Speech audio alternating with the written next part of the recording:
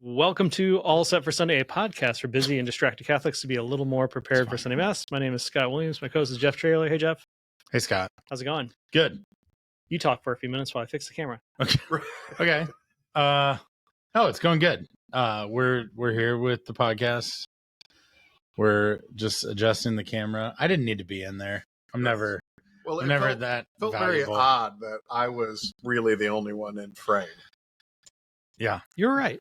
But nobody can probably hear you either because you need to scoot up to the mic. But it's like you don't use a microphone every day of your life. I do, but in church, I'm booming out. I'm loud. You are a boomer. I'm not. Gen X. Way too young to be a boomer. Elizabeth You're and I boomer in a Gen X body. You're kind of in a boomer body these days. Why do I keep coming back? Elizabeth and I have been watching.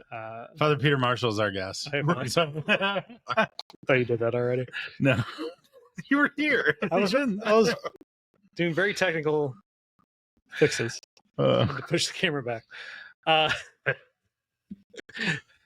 We've been watching Survivor, but we're on season 3 right now. Ridiculous. Absurd. Yeah, there's 43 seasons of Survivor. Yeah. And the Williams were like, we're gonna start over. Well, we did 47, 48, then went back to 1. You ever we were coming back from Rome and we needed something to watch, and I was like, well, there's ample episodes of Survivor we could watch. That's true. So we needed something to watch for the next 3 years. Yes, exactly. But in every free second we have. Yeah, back to 2000, there's standard definition. There's no wide angle of the thing, but they're there's these older guys that are this next generation, the Gen Xers, right? And it's the way that people talk about millennials or Gen Z now, just nothing ever changes. No, history just repeats itself. Yeah. All right, what are we doing today? 19th Sunday of Ordinary Time. Yeah. Speaking of history repeating itself, we've done this podcast enough that we've just done this before. Yeah, we did this one 3 years ago. Yeah, 4 years ago. Yeah. Or whatever it Math. is. Ready for the 2-minute drill? Yeah, I'm ready. You ready, Father? Yeah. Great. We do have an option in here for a longer second reading. Did you pay enough attention to know I that? did. At St. Jude, we don't often use the longer option. Yeah. Coward's way out is how you go. Yeah. That's fair. Yeah. I think it's just strong opinions on which way. It's either always shorter form or always longer form. Well, it's because his homilies always feel like long form. Am I right? These are actually pretty concise. Right, that's true. All right. It's the 19th Sunday in Ordinary Time. Our first reading comes from Wisdom, chapter 18. So the Israelites have been waiting forever for deliverance. It's been forever. And God comes through right on time. This reading looks at how Passover came through, right? Gives a little wink and a nod to Passover, and that the night was known ahead of time. So God's people could be confident, faithful, and full of grace, even as they were packing up to leave Egypt, with their unleavened bread that had rained down in hand. So they're set, they're ready to go. The time has come. Our responsorial psalm, blessed the people the Lord has chosen to be his own. Is that how it goes? Yeah. It's one that I recognize. I don't know that I'd call it a banger, but meh.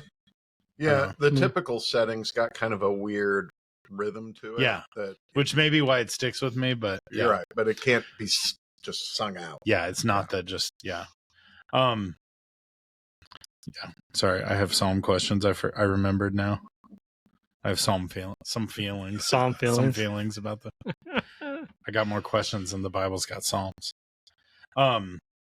And then our second reading comes from Hebrews. We're going short form, obviously. Can't stand to read those last 7 verses. So faith is described as trusting in what you can't see. So basically, it's some special X-ray vision for us, right? That if we have our faith, we can see through all these, but we have to trust. We have to trust that those goggles will be in place when we need them, and we'll be able to see what we can. Abraham takes us to the extreme. So he leaves home without a map, just takes off, settles in tents on a pilgrimage, and believed that the promises that sounded impossible, like having descendants as numerous as the stars, when he and Sarah were basically ready to, they were done.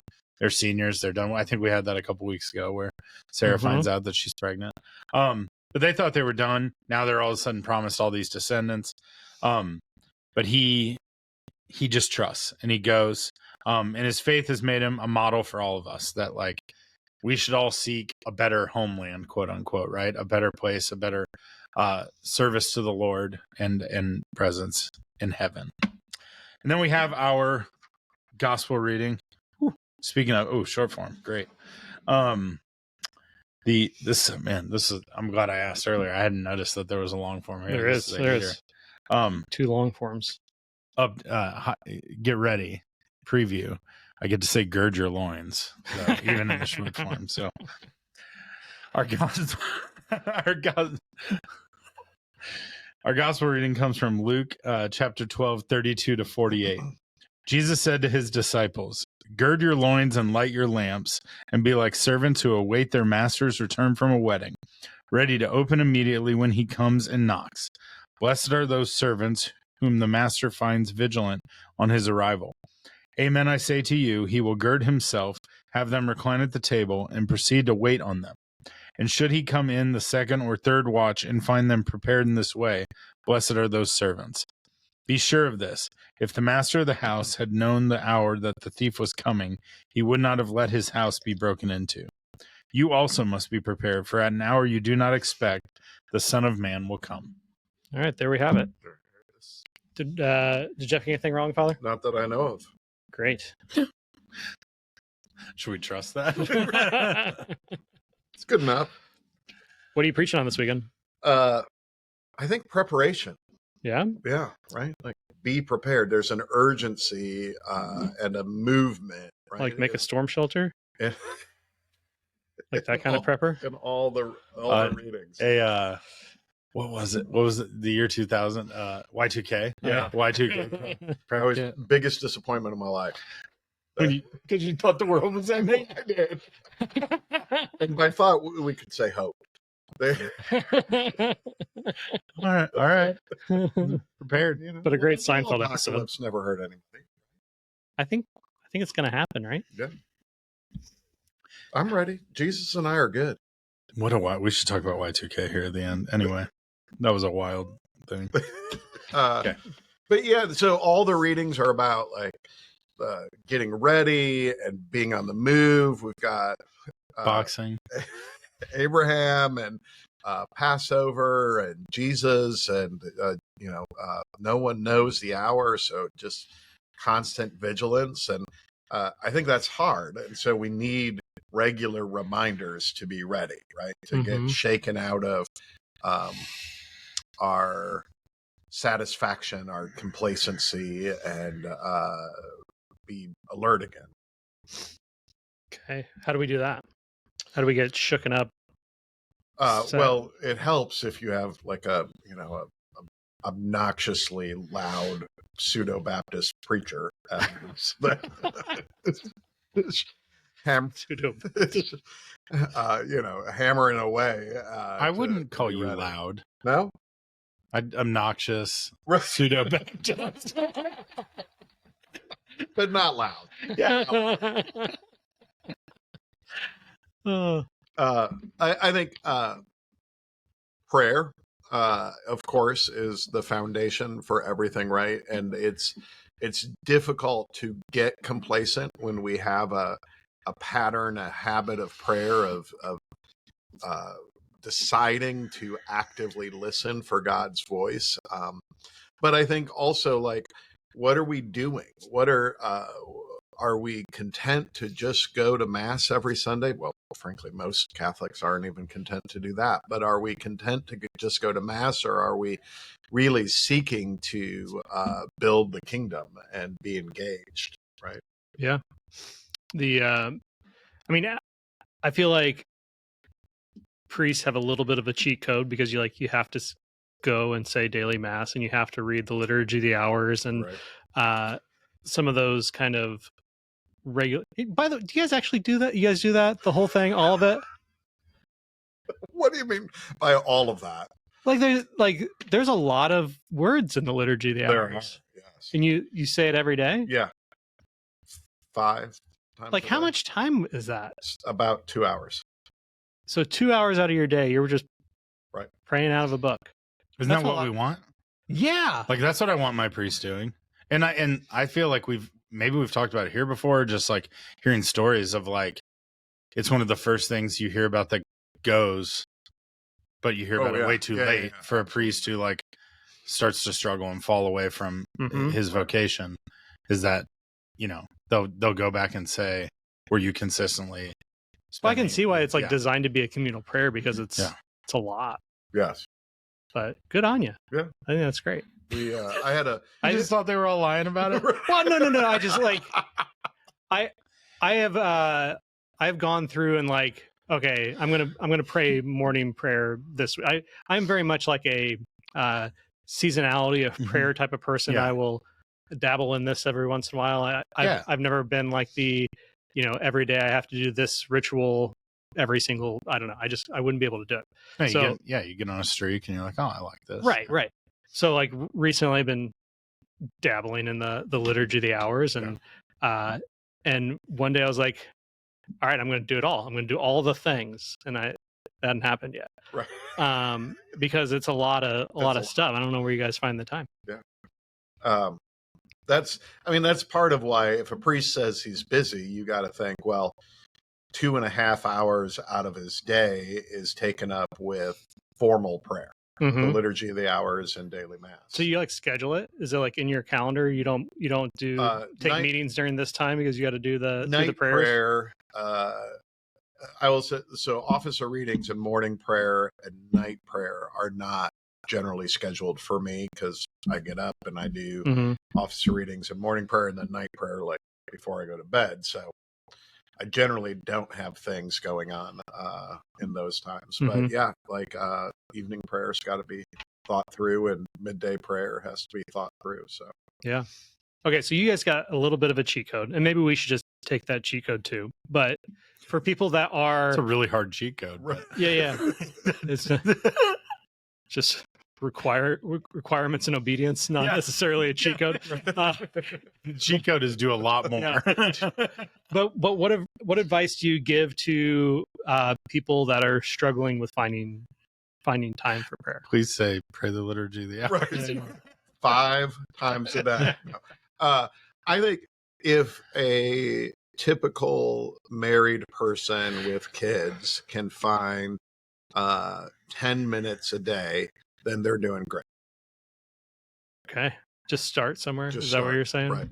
And I always say, like, I think this is a bigger problem for guys maybe than it is for women, but like guys always want like a big, tough challenge, something to test ourselves against, something. The advice that I give is for prayer, make it easy for you. So like, are you a morning person? Are you a night person? Whatever time works best, pick that time and lean into that. Don't try to say, oh, you know, Steve Jobs got up at 4 a.m., so I should too. You know, if that's not the way you're made, don't do it. Yeah. All right. That's good advice. Yeah. I love this gospel reading. The thief, like what is it? The master said, or, you know, with the thief in the night come, like he never would have been robbed by the thief in the night if he had known he was coming. Right. It is one of those like funny things where like you have conversations with people about like something happens and like, well, why'd you let that happen? You're like, well, if I'd known it was going to happen, I wouldn't have let it happen. Like, you know, but it is a funny gospel reading. Like it sounds like a real formal thing. And you're like, oh, at the time there must have been like nighttime marauders who were coming around and robbing. And I'm sure there were, since all these servants had to do like watches and stuff. But also it's the whole like, well, yeah, dummies, like if we were ready all the time, then we wouldn't have this issue. Right. And then you're like, oh, but also if we were ready all the time, we won't have the issue of getting to heaven, right? Like, we'll just be ready. Right. But yeah. All right. Be ready all the time. Well, and I think too, it becomes, we lose that urgency, and it becomes easier to excuse bad habits and small sins, of just like, God will forgive me. It's not that big of a deal, or, like whatever. And I think in some ways the passage is warning us about that too, right? Like, don't settle for less in our spiritual lives, just because it seems like God will forgive us, or he's never coming back, or whatever. Yeah. I've been on this like kick recently of trying to find ways to make confession more available. And because I think there's like also the habit of like when you fall into sin, like it's easier to sin when you're in a state of sin. Absolutely. And like you just become more callous to the idea of the thing that you're doing. And, then it becomes harder and harder to get confession because you have to build up the courage and schedule the time and make the thing happen. But I don't know. I've always been the best version of myself. Thank you, Matthew Kelly. When I go more frequently, right? You're dynamic. Yeah, I've become a little bit more dynamic. Yeah. Sorry. But in all reality, like the more frequently you go, like the better I find myself. And then when you do slip or fall the first time, you're like, okay, I got to course correct. I got to go back and try again. But when you get down that path, and then there's like this point where it's just like, all right, I'll go when there's the Advent reconciliation service, or I'll just keep sinning until then. Well, the feeling goes away from I need to course correct to like this is normal. Mm-hmm. This is just how I feel, and like and I don't need to fix it because I'm fine feeling this way. And I was at dinner last night. My family, we were talking about the mass we went to on spring break, and something I found fascinating at this mass is that the priest at the end of mass said, "After I process out, I'm going to go straight into the confessional. I'll welcome any of you who want to come or whatever." Mm-hmm. And then like immediately after mass, there was a line like 20 people deep. And apparently this is their parish's practice at mass on Sundays. On Sunday. He just, but I thought it was, which is a lot. I get that. Like for many priests, you're going to say 3 or 4 masses across a weekend. You shouldn't, but many are. But I found it a fascinating model to just say like, and I actually, in some ways, I giggle and think about you because I feel like you'd much rather go to the confessional than stand in the narthex, talk to people. But thinking, could I get away with it? Yeah. No, but I think like, who's going to be mad at like, who gets upset about that? Right. Like it, and I don't know. I just, in that world that you've talked about of like, how do we make it more present, more like, yes, we should offer it more. And we've talked about that a lot, but in some ways, like just make it too hard to say no to. Right. Right. But that's why we started this when we came back from COVID, because we'd been so long without being able to celebrate the sacrament for people that we added times before our 2 evening masses during the week. And those continue to be well-used times. But, it's like some folks might have to leave work just a little bit early in order to make it. But it's generally, I think, as convenient or more convenient than just Saturday afternoon, right? Yeah. Oh yeah. So for sure. Unless you're in line and then mass has to start. Right. That's always a tough one. Yeah. Been there. Yeah. Don't go on Holy Thursday. Like get it done before that. Yeah. That's a terrible line day. That's okay. We're going to, there's nothing better than like when you're in I find it funny, at least when you're in a situation where there's a lot of people that have to go to confession, maybe not a lot of priests. And one of the priests will just be like, all right, I'm going to say this out of just love and care for all of you. But like today's I need to hear your sins day. Right. Like like if we want to set up time to talk about them and like talk about, like, I'd be more than happy to do that. Yeah. But today it's about healing sins. So like, let's just hear them. Make your list, come in, let's hear them. We'll talk a little bit, and then we're gonna forgive those sins and get going. Right. I always think it's funny. what else? Oh, little hint for your homily this weekend. It is back to school week. It is. So this is actually like, Oh yeah, every family is in like chaos and preparation, right? Yes. Like you're either incredibly prepared or you think you are, and then you're not because you forgot the wrong size of pencil that your school requires for the thing, and your kids are furious about it. Or you're not remotely prepared and school starts no matter what, and you're just going to show up and wing it, or somewhere in between. But I think it's time preparation. Like this is a good time to start thinking, like to remind people, like, hey, when you try to go shop for school supplies at Target the day before school starts, it's tough. And it's be prepared. It's a much safer illustration than a couple of weeks ago when I talked about Ozzy Osbourne. So, so I don't have to worry about turning people off when I talk about back to school. I assume every homily you give is Ozzy Osbourne reflective, right? Being the crazy train you are. Am I right? Sorry. Lots of mumbling. Yeah. Yelling, Sharon. Anyway, that was a great show. All right. It was. All right. Dumb questions? Dumb questions. Yes. So, okay. Psalms. The responsorial psalm. Right. We've probably talked about this before because I have questions about it, but I'm sure we're just back again. There's always a psalm of the day. But oftentimes that's not the psalm we hear at Mass. Right. Is it just like, hey, you go ahead and figure out what you need to type of thing? Or is it you should do the psalm of the day? You should do the psalm of the day. However, there are often options for the response that are given. So like in Easter, if you just wanted to sing Alleluia every Sunday, you can do that. And every weekday. Which is great. Yeah. Yeah. Or there's another response that you can. But you know what I mean? Where like, if it's not like a lot of churches, if it's not a banger, right. We're just not using that song. Right. Like we're just going to play the hits. We're going to play the same 10. I don't want to cause offense, but Ooh, I think let's do it. Well, I think there's some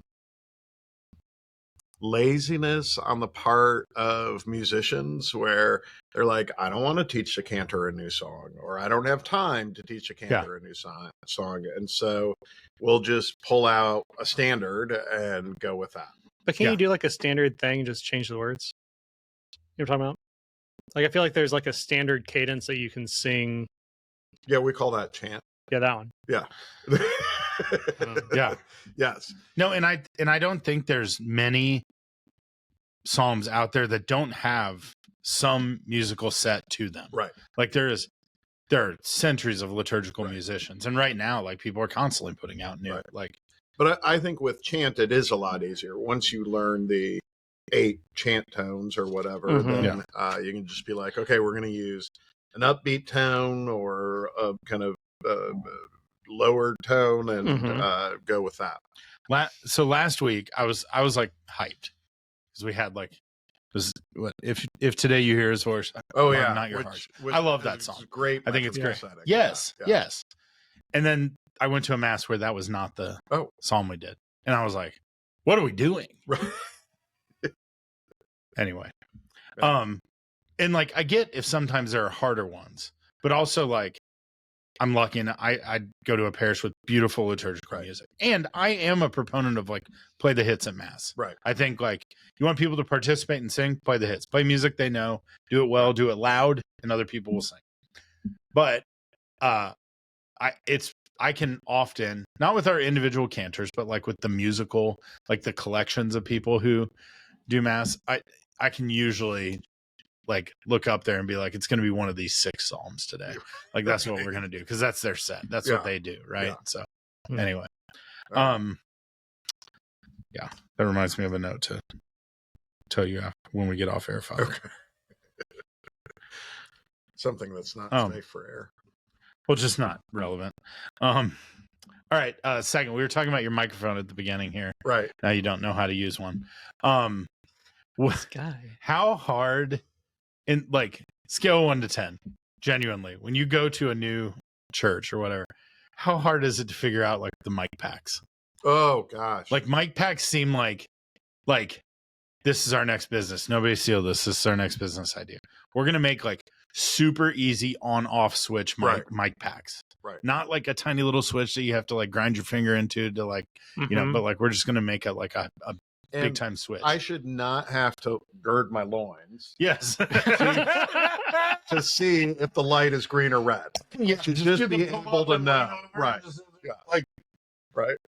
Yeah. Like the NFL referees where they do the double pat. Went to mass a couple weeks ago. Missionary preacher. He was wonderful. He got the mic wrong every single time. Right. It was on while he wasn't talking. It was off while he was talking, and he just kept doing it. And like it was funny. You could hear him breathing. Right. You could hear it like saying something to his server, and then he would get up and he would turn it off, and then he would just talk real loud. It was very funny. And I felt bad because I was like, and every weekend that guy's got a new mic pack to figure out. Yeah. We put in a new sound system 2 or 3 years ago at Jude, and I insisted that the microphones be a toggle switch. I said, I'm not pushing any buttons. I'm not do it once for off, do it twice for nothing. Just a simple toggle switch. No, that's what I'm saying. And they were be surprisingly difficult to find. That's crazy. That's what NFL refs use. Yes. You feel like that you just be able, can we just borrow that technology? Right. Just like the most well-known mic pack guys ever. Yes. You just but there's just a switch. It's just great. Anyway. Yeah. All right. There we have it. I'm glad I asked about that. That was just thank you. Well, we were talking about it, and I often think about like, man, that must stink when you go to a new place and you got to figure out the mic. It's just one more stress you don't need to have. Yeah. If you get pulled over, do you put your collar on, or do you leave it in your front pocket? I leave it in my pocket because I'll take my lumps. They're like, and then people look at you and they're like, "You getting off shift there, bartender?"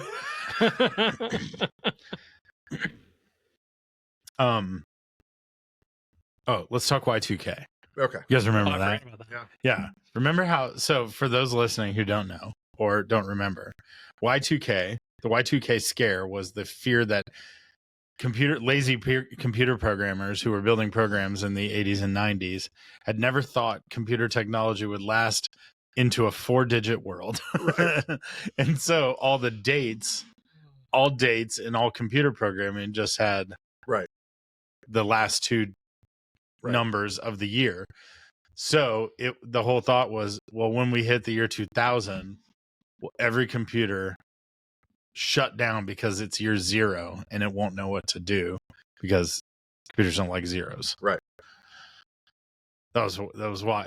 And then people were like, nuclear silos are going to explode, and power grids are going to shut down, water treatment plants, apocalypse. And nothing happened. No. And you know who was saying that a blip here or there. And you know who was saying that it was going to be okay?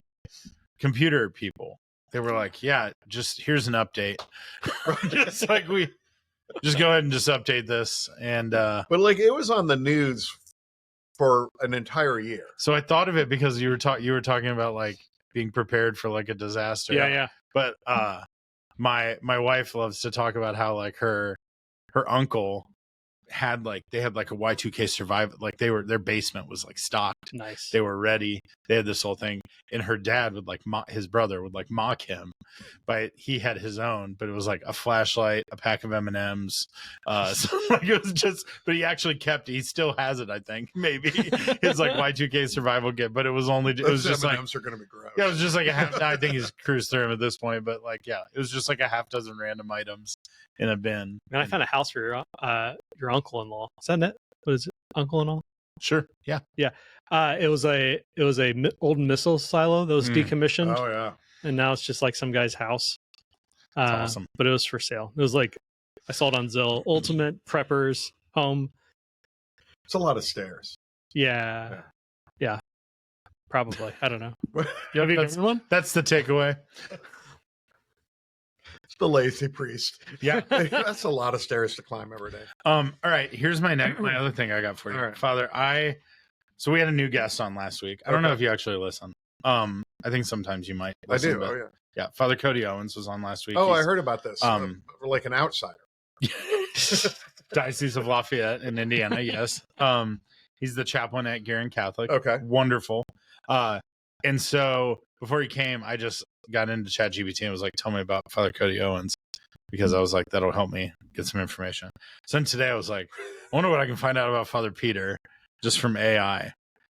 So you were born in Chicago? I was suburban Chicago. Yeah. Like you and Pope Leo both? Yes. You're about the same Different age, right? suburbs.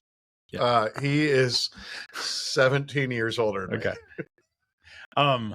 Different. Where in Chicago were you born? Because I always knew you were from Illinois, but I didn't realize it was that you were born in Chicago. The inner ring of northwestern suburbs. Okay. Yeah. Is there a name for that neighborhood? Or? I think it's Palatine. Okay. Or that's the one in Indiana. It's Palatine. Yeah. New Palestine is in Indiana. Right. Yes. Yeah. Palatine, wasn't he an emperor? Emperor Palpatine. There you go. Same difference. Are you just trying to trick me into revealing what a big nerd I am? No. Is that... No, that was a genuine question. And you were talking about being a pseudo-Baptist preacher, right? But your father was a Baptist preacher. Is that correct? Yes. Yeah. He was. That's. Yeah. But what's your father's first name? Thyron. Yes. Okay, that popped up. This is on AI. Yeah. Random. It came from the Archdiocese website. Okay. Your bio must be. But I've never heard that name before. Thyron Earl. All right. Yeah. Thyron Earl Marshall. That sounds like a preacher. Right? Yeah. One of us kids when we were young asked his mom, our grandmother, why she gave him such an unusual name, and she was just like, there's nothing unusual about that. I'm pretty sure there is. He went by Ty. By Ty? Yeah. Okay, that makes more sense. Yeah. What else did I learn in here? Oh, did you do a mission trip? Did you meet Mother Teresa? I did not, but I worked in her homes. Okay. Yeah. And that was like a pivotal moment for you? Yes. I also learned in this that you were on a podcast recently called Michael Loves Indy. Oh, I was. Yeah. Not recently. That's where a lot of this information That was a good episode. A couple of years ago. It was Michael Huber. Yeah. I listened to it. Yeah. Oh, nice. Michael Huber was my professor at IUPUI. Oh, fun. And Red Jeff has listened to that episode as well. Shout out Red Jeff. Red Jeff. If he's listening, he probably is. He's the best. I thought you would enjoy, there's a lot of stuff in here, but it's all stuff I knew about you. I did think you would enjoy that I asked for like unusual facts about you. Right. I didn't get a lot of them, which was good. From your history. Yeah. What was stuff about I did get a funny thing that was like not liberal in his liturgical thoughts. He is wide thinking in his liturgy. Like, where is that coming mostly from? because it was like interpreting that from you having celebrated the Anglican. I thought it was really funny. That is. I also asked it was because it was a lot of like people online will say these things, and I was like, what do people who don't like him say online? Nothing. I just wanted you to know that. Well done, me. Yeah. Yeah. Obviously AI hasn't figured out how to read Facebook comments. Anyway, I thought you would enjoy that. But yeah, it was good. Great. It's good stuff. I mean, there's lots more about you here, but nothing that it did say that you cook, bake, and love music, which adds flavor to your public persona. Is AI trying to make a pun? I think so, yeah. Cook, bake, and add my flavor. AI is for sure. My AI knows me very well and what I'm looking for. Anyway, all right. That's all I got. I think you guys would enjoy that. Thank That was you. a good time. Always glad to be Bye. here.